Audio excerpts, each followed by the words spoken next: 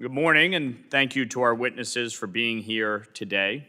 The last time Congress passed a comprehensive authorization of the State Department was in 2002, over 20 years ago.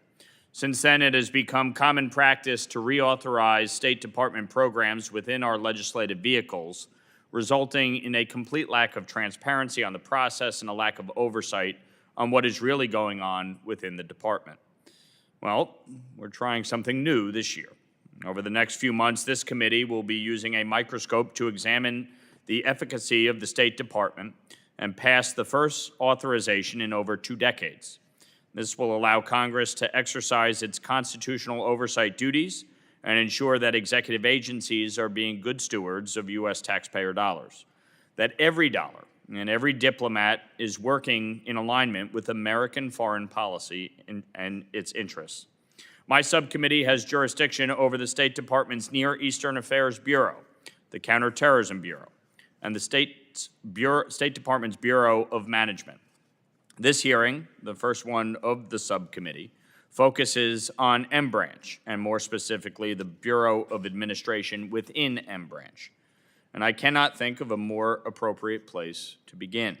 Simply put, the State Department would not be able to execute U.S. foreign policy missions without this vital administrative work.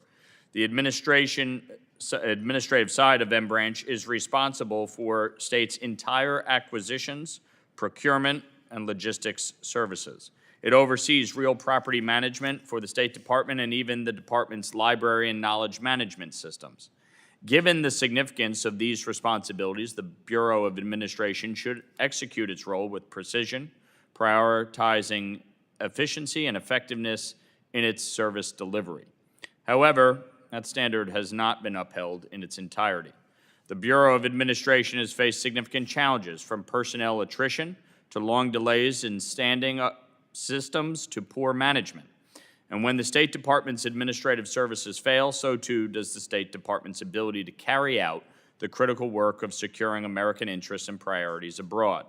And that is why we are here today, to gather more information on these shortcomings and explore how Congress can help.